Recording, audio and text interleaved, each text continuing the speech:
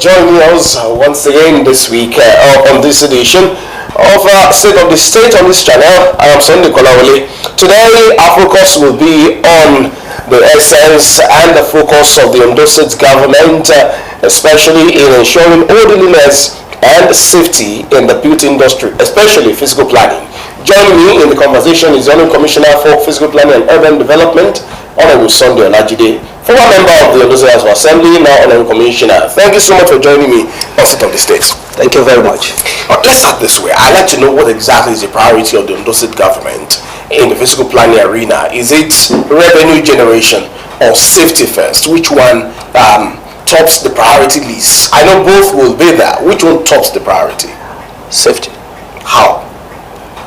Well, the essence of physical planning is orderliness. Okay.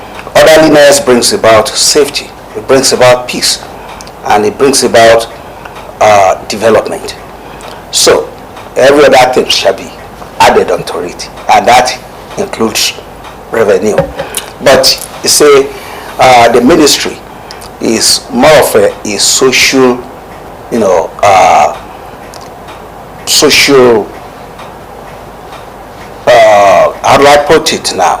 It's not. Okay, social service, you like to say? It's more like social service, unlike revenue generation. Okay. But again, in the course of social services, the ministry generates inflow, and that is expected because even the services we are rendering, we need finance, we need fund to carry them out. So, but again, yes, but haven't been given an allotment of earmarked expenses, so to say, in the yearly budget. Yes, even the yearly budget. You look at when you look at the expenditure side, you see what we are to what we are to spend on various activities of the project. Of the ministry. But on the revenue side as well, you see the projection that we are expecting to generate so amount of money. In that case, your ministry also a revenue generation ministry. It is, and not more social service. It is, as you said. But even though it is generating revenue, the focus, the attention is to first bring about orderliness. Bringing about orderliness does not mean that you have to, rake in all the revenue. So what I'm saying, in essence, is that the government focus on physical development, physical planning and urban development, first and foremost to create orderliness, to plan the system, to make it look good, to make it, receptive to visitors, to investors, to everybody that can bring about development. Well, okay. Before I go to that arena, you just made mention of something that reminds me of another thing. To make sure that there's orderliness, to make sure that the state is attractive and then looks well. I'd like to know if there is any synergy between your ministry and the education ministry. The Commissioner of Education, Science and Technology sat right where you're sitting sometimes ago, and then he did complain about how schools are sited almost less than 500 meters to each other in many places. Don't you think that should be something done from the angle of your own ministry, perhaps collaborating with this ministry to address this abnormality? Because he did say it should be minimum of 1 kilometer to each other. You are very much right. Now it is one of the areas we're focusing on next. Some few months, just before the end of last year, we're looking at the tertiary institutions, how they are cited, the approvals they have gotten, and how they are complying with the law of the state, and the layouts, master plans, and general development. So at the same time, we immediately after the tertiary institutions, we go to the secondary schools, and after the secondary schools, we go to the primary schools.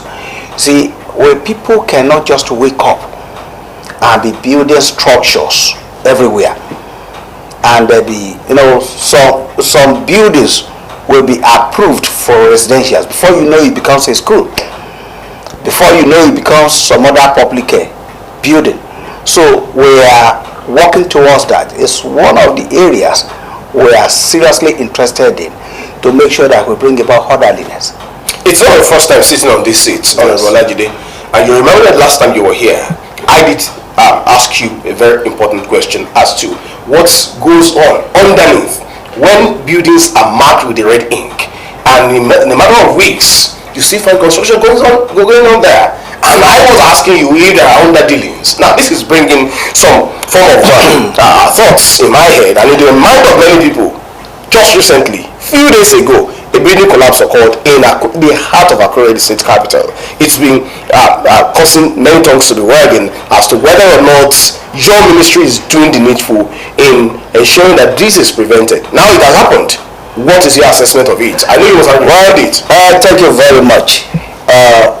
I told you that same time when I was here that when a building is marked, does not mean that everything is wrong with it. Okay. But something is wrong with it. Something may be wrong, and such could be that we're not sure of its approval. Okay. This building does it have approval? Some may have approval. Some may not have. Some may have approval pending. Does that mean something is wrong with the record copy? But the officers that are out, if they are not sure, why won't they be sure if there's proper record keeping? No, they are proper record keeping. But you see, some may get approval many years back, probably for lack of fund. And the file is lost? No, excuse me. Okay. For example, some may get approval to build, maybe some 2-3 years ago, and they thereafter, maybe for lack of fund, they have not started. And by the time they now start, we're not sure. Maybe that place has approval or not. So we approach them. Do you have approval? If they do, they will show us. If they don't, we ask them to come and get. Oh, no, it's a big issue. Just a moment. It's a big issue on our hands, but then you brought us somewhere that we must first clarify. You're saying, and your analogy is what I'll be using here. Okay. For instance, someone got approval 3 years ago or 4 years ago to build. Now, maybe because of lack of funds, he couldn't start the process. Now, 4 years after, he has come to start the process. Yes. Does it mean the file where the approval was given by your ministry, the approval is kept? Is it that it is missing, that your officers do not know anymore that building has approval? No, you are getting it wrong. Let me get this here, please. The officers go out. When they go out, I think the idea is, I must tell you, the idea is forced to put you on the defensive side. We don't want to pretend we know that you have approval. Why should you on the defensive side? No. If I have done due diligence. Because buildings keep springing up every day, and you cannot in your memory when you go out to know every location that has been given approval. And don't forget that it is not the same officer that gave approval that will go out all the time. It therefore tells me that something is wrong with record. No, it's not record keeping. By the time we ask you if you have approval, and you see you have approval, you will show us. If you don't show us, you tell us the name and everything or your number. We go to the records and we confirm. Okay, so you have a record. We have records. So why do you have my building if you have my record? Very good. Your building, you might have applied for an approval. Probably your approval has not been granted, or it's not granted, or you have not completed the process and you started building. When we get there, we'll mark it. That is a caution. That shows that something is not too right. Okay. We can go further and put stop work. All right, we will not go further on this one because it's just a digression, but it's a very important digression. We will come back to it perhaps in the course of this conversation, or maybe much later. Let's come to the crux of the matter. What is your review of the latest incident, that building collapse? It's been many years ago that we last experienced building collapse in this state. What went wrong? Yes, still a bit sketchy, but again, we are almost at the root of the thing. Okay. Before I came in here, I just left a meeting where we invited the owner of the building, the engineer, our technical team, we work in collaboration with Ministry of Infrastructure too. So where we invited our engineers, and of course we brought out their files and all that. So we dissected the whole thing. We tried to see what happened. So, but at the end of the day, we discovered that it is an engineering problem. It is a technical problem. See, we discovered that some things went wrong. What went wrong? Well, it's a technical thing. It is the construction process. See, the preliminary, investigation shows that it's supposed to be a 2 suspended floor, that building. Okay. The first, floor, the second floor have been done. Now, as the second suspended floor have been done. Now, between the time it was done and the time the bamboo and other, supporting formworks underneath, before the decking could, cure properly, those things were removed. Removed for whatever reasons. You know how all these technical people, all these bricklayers, and some of them behave. Probably they need it in some other location. Probably they want to use it for upper side, but it was removed before the things was properly cured. That is one of the things we first observed. Okay. And not only that, according to the engineer, let's use layman language. The concrete is not dried yet. It's not yet. So that people can understand what exactly you're talking about. Less than 3 weeks. I mean, just some less than 20 days. So they removed it. Now, again, when we look properly at the concrete, when it goes, just initial, it's not proper integrity test. Initial observation. Just our common man observation. Okay. We discovered that even the level of mix, that is from what we could see, is a bit substandard. So, and more so, they have put so much, I think they have blocks, they were supply blocks, and for whatever reasons, according to the engineer, the people that were supposed to help them to take the blocks up while construction is going on probably wanted to walk somewhere, and they decided to pack everything up. And considering the fact that the place is not properly cared, and you see, I think that coupled with the fact that some of the even the mixture, without how the mixture, how good and pure it is. So when that happens, so there's a question of the quantity of cement used for that mixture, right? Well, it may not just be cement, even the mixture generally. Okay. So we are still going to investigate that thoroughly. Okay. But from what we could observe, that was what happened, and I think the thing couldn't stand it, gave in and gave way. Now we look at the record. It's not as if there was no initial application for approval. Okay. There was, and the approval was given based on what the intent doing. And now we could see that they have not followed what they wanted, what they applied to do. If I get it correctly, it's like that there's a third one about to spring up? No, it was approved to have a third one. Okay. And they have the engineering drawings, everything. They brought it in for approval, which of course was done. But along the line, I think we observed some other things. Okay. The engineer, after questioning him, we discovered that he may have to answer more questions. So as I'm talking to you, it's been handed over to the police. Okay, so he has to answer more questions. More questions. So how cooperative is the Nigerian Society of Engineers in this matter? They are all correct. We are all on the same regulatory bodies. We are all on the same page. That is, we cannot stand substandard, or we cannot stand a situation where building will collapse at any point in time. So we are interested who is managing it. Is the person competent? Is he qualified? Is he available? What is the mixture of what is the quality of the products used?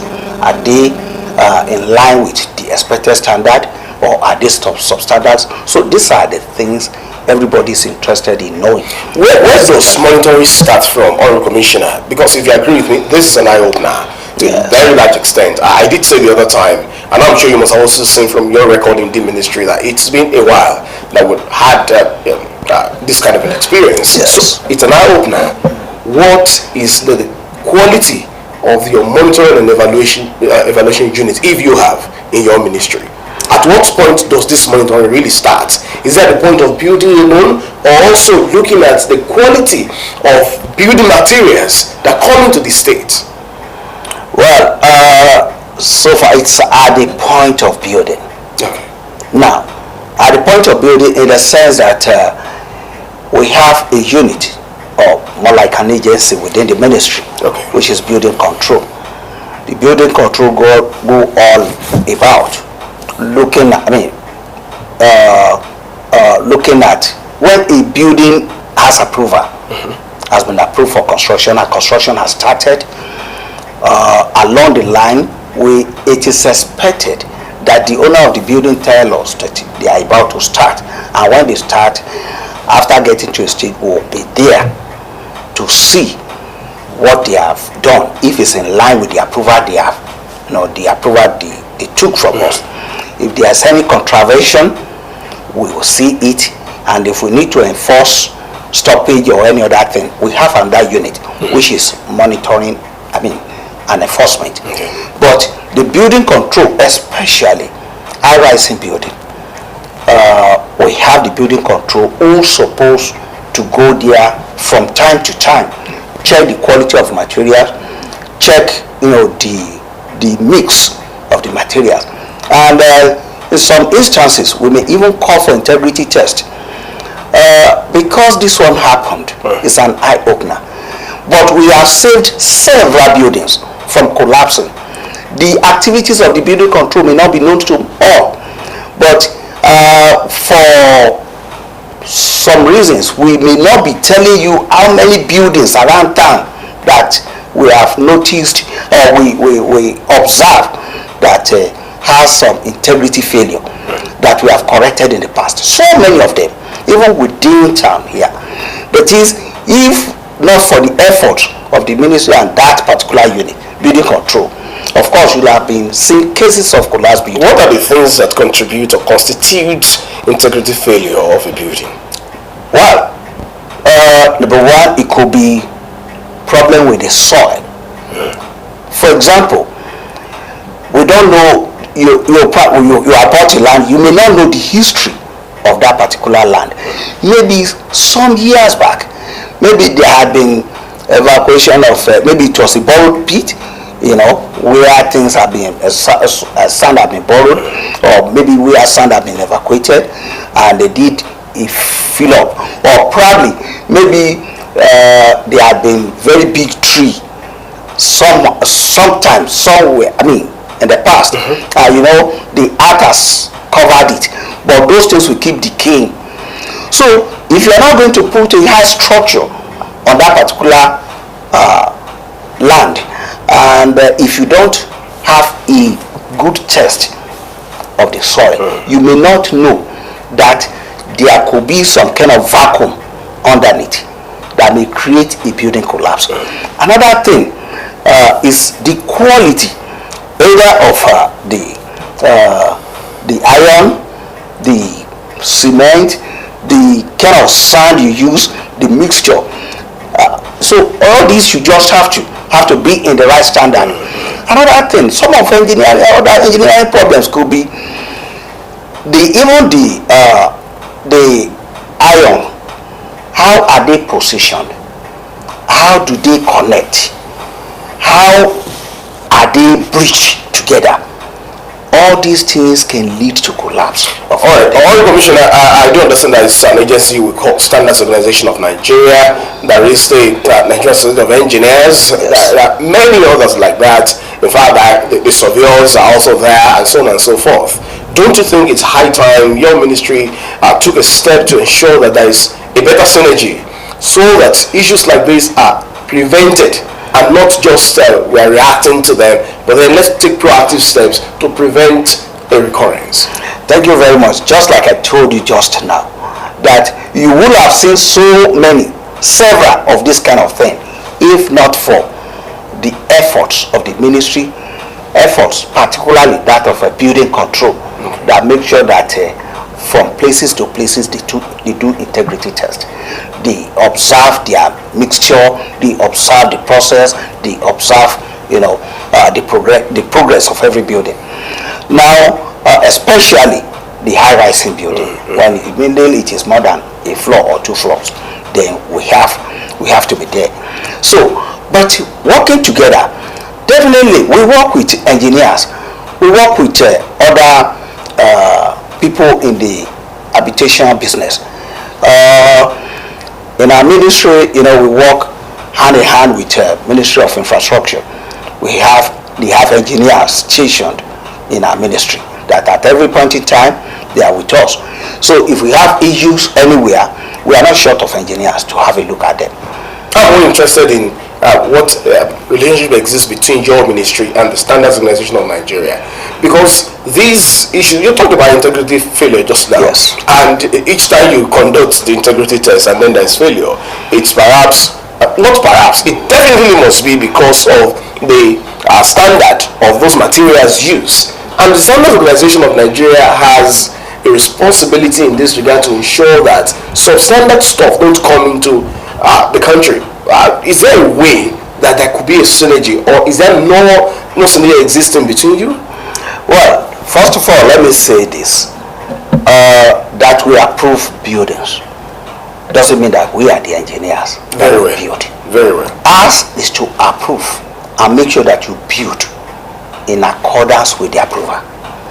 Now, the materials you use, in most cases, we have engineers on the site, we have quantity surveyors, we have several people who will make sure that they build in line with standard habitation.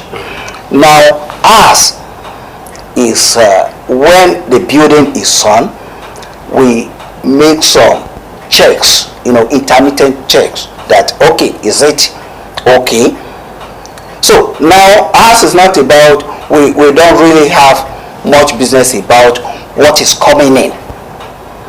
So, and I tell you something, But it affects your work, especially when you have building collapsing. We have other problems with buildings. For example, electrical works and all that. Of course, definitely standard organization their work is very important here. In most cases, when it comes to, I think, iron, the rod, and which is very important. In most cases, it's not because the rod is not good, but maybe they have not used the right gauge. It makes it substandard. It sometimes might not mean that the cement is not good, but probably they have not used the right quantity. So, what quantity of sand and gravel do you use for a bag of cement? It matters. So some people, in order to cover more building, they will use lesser number of cement, and of course it can lead to collapse. Let me come back to your earlier statement on the responsibility of your ministry to ensure orderliness, to ensure that the state is attractive, and to ensure that buildings are not erected haphazardly. I'd like to know what level of freedom your ministry has in ensuring all of this without political interference. Thank you very much. We have all the freedom in the world. The governor of Ondo State, His Excellency, Honorable Dr. Lucky Aiyedatiwa, has given us so much freedom to work in accordance with the law, in accordance with the rules. So it's not as if somebody out there stopping us from doing our work. That has not happened. Even government buildings, sometimes when we need to supervise them to make sure that they are done properly, we go there. So we have not been. And if you observe any abnormality, what do you do? Yes, we take it up. We stop work. Yeah, the commissioner that got the job from the government. We stop work. You see, for every job, mind you, it's not the Ministry of Infrastructure that is carrying the blocks, or that is supervised, that is doing. The probably two are supervising and awarding, ministry. So if we notice anything, we'll join hands together. I mean, when we stop the work, they too will look at it technically and we'll correct it. There have been buildings we saw in the past that has problems. We call them. We call them in too. We work together. Well, actually, hypothetically speaking, if you go on inspection, you meet a building that you suspect will fail integrity test. Yes. And then you feel something is wrong. Yes. And then you're told it belongs to one of the stalwarts of your party. What will be your disposition?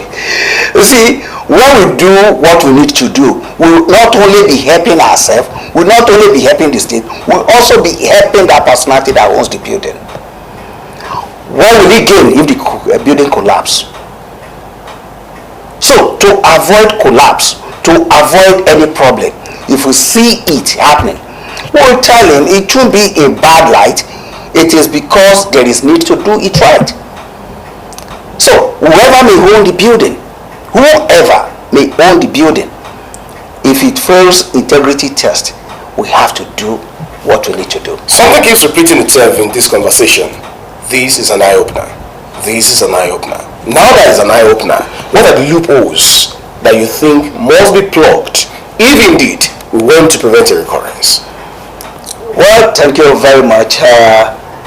Like I said, we have tendencies for this kind of thing all around. But because we are on ground, we are out there, we keep proper check. That's why you've not been seeing them. This is just one-off thing, and sometimes it helps us again to know that we need to do more. We need to be more on ground, and I'm sure by the time you look at our findings totally, we know exactly what went wrong so that we can correct it against future occurrence. Now, away from building collapse, there's also some other issues we must touch. I remember we keep talking about orderliness since we started this conversation. Now, it's also been a while that we length of petrol station catching fire and all of that. Of more concern, however, is the fact that some of these petrol stations are close to residential areas. In fact, some are built right beside commercial nerves and centers. Is your ministry not bothered about this? Yes, there are some we are really bothered about. And let me just say this. The society keep growing every day. See buildings, some of the places where we have few buildings in the past, now you have so many buildings because every available land is occupied, commercial areas and all that, to have more people. Now, but maybe as at the time approval was given, probably the place was not that developed, but over time you have developments all around and all that. But one thing is that you cannot say you want to go and get a petrol station, new one now, in a residential area without proper space between the building, the station, and the residents here. There should be. So there are things we observe, and there are standards. So, but I can say, yes, for example, let me give you an example. The Oba Market, just right adjacent to the Central Mosque. There is this ancient total. Ordinarily, should we have a petrol station in a market? No, but it's been existing right, time immemorial, for a long time. And this kind of development you are seeing today did not just happen. So the only thing we can be saying is to reduce capacity. I mean, what the petrol station can do, the extent of expansion, and again to make sure that measures are being taken to prevent fire outbreak at all times, not just at a particular time, at all times, to make sure that in case of any issue there is a standard we can follow to make sure that yes, we bring it down. How about the proliferation of gas stations in the state capital and the need to also ensure that caution is not being thrown to the winds? Well, one of the things we're doing is to make sure that there is no gas station without adequate precaution. Such as? Number one, we'll have to make sure that there is no residential building by the side or the back or at the front. If there will be, there is expected number of meters of space that should exist. That is number one. Number two is that it's not just about us. Even the Petroleum Resources Department too, they are involved. And of course, they won't just give license to anybody without making adequate provision. Commissioner, talking about license, let me give you an instance in the Accra, the state capital.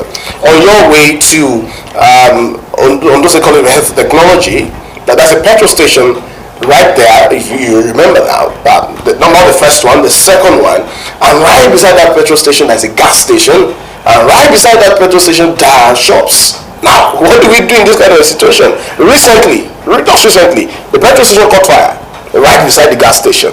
Isn't that a big risk on our hands? Well, you see, petrol station, gas stations, I'm sure you've seen where we have petrol station and gas station together. So, being together is not even the problem. The problem is, do we have adequate, precaution for fire, or for any other eventualities. So when you look at the particular station you're talking about, when it caught fire, you could see that the fire was brought down before it could expand to any other place. So even the building next to it was not affected in any way. Okay. So because we have adequate space between the station and the building, that is the precaution we have to take. Okay. Now let me just say this. You remember that in the past, gas stations, you cite it in a place where you don't even have building at all. Because the kind of belief we had there is that gas anywhere, that it's as if it happened, everywhere we get burnt.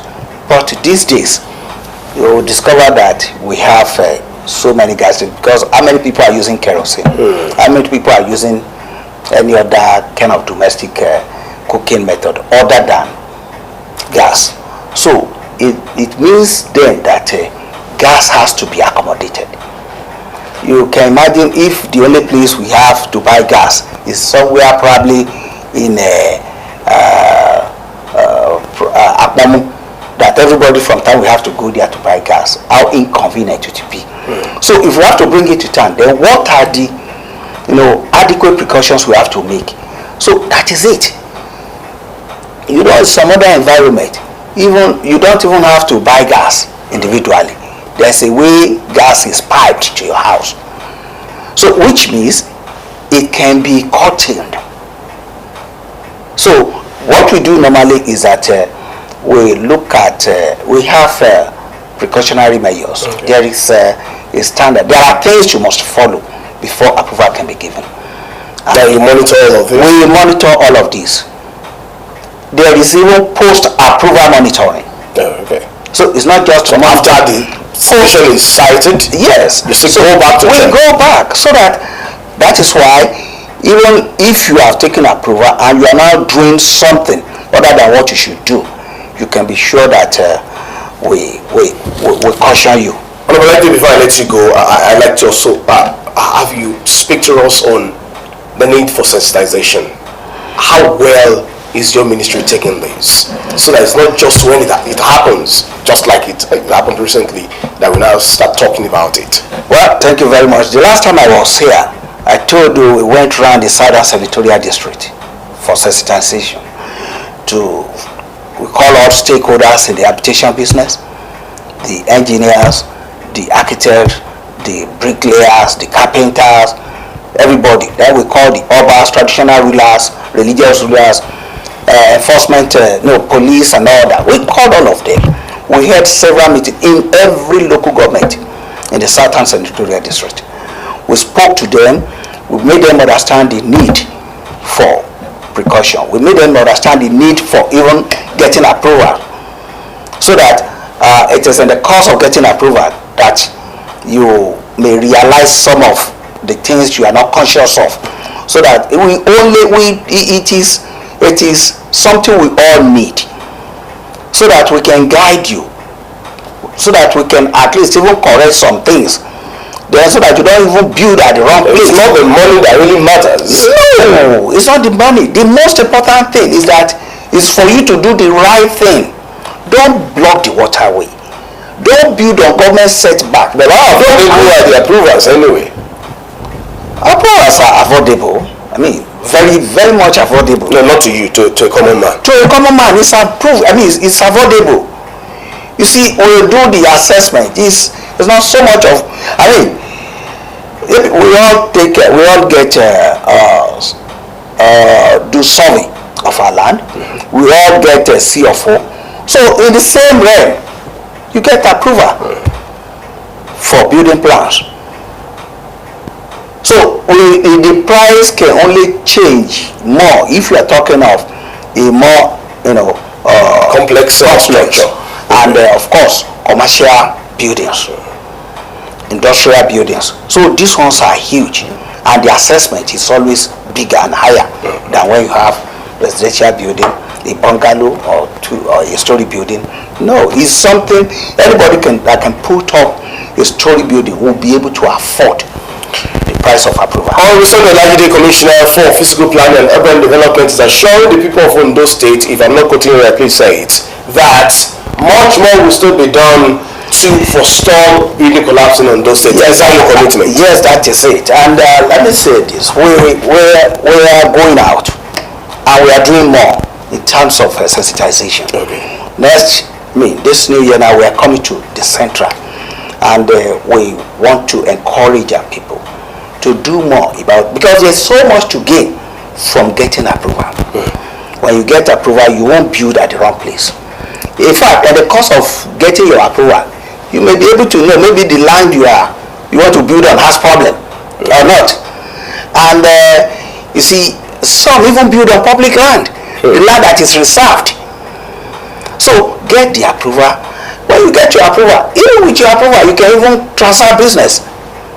That okay, my building has building approval with your bank. You want to take facility and all that. So then of course it shows it's a proof of ownership. So what we are trying to do is to encourage our people to, and of course it is the law. It's the expectation of the law. Okay. So if the law say pay tax, then you must have to pay tax. Thank you very much. The law says do a survey of you have to do it. So the same way. So much we've been able to talk about, especially on the issue of orderliness in the beauty industry. I thank you so much, Honorable Olajide, Commissioner of Physical Planning and Urban Development. Thank you so much for coming. Also thank the state. Everyone, thank you so much for being a part of this Outlook today. It returns next week, God willing. Today we've talked about orderliness and standards in physical planning and urban development in Ondo State. Next week will be another time for another topical issue. I am Sunday Kolawole. Enjoy the rest of the day.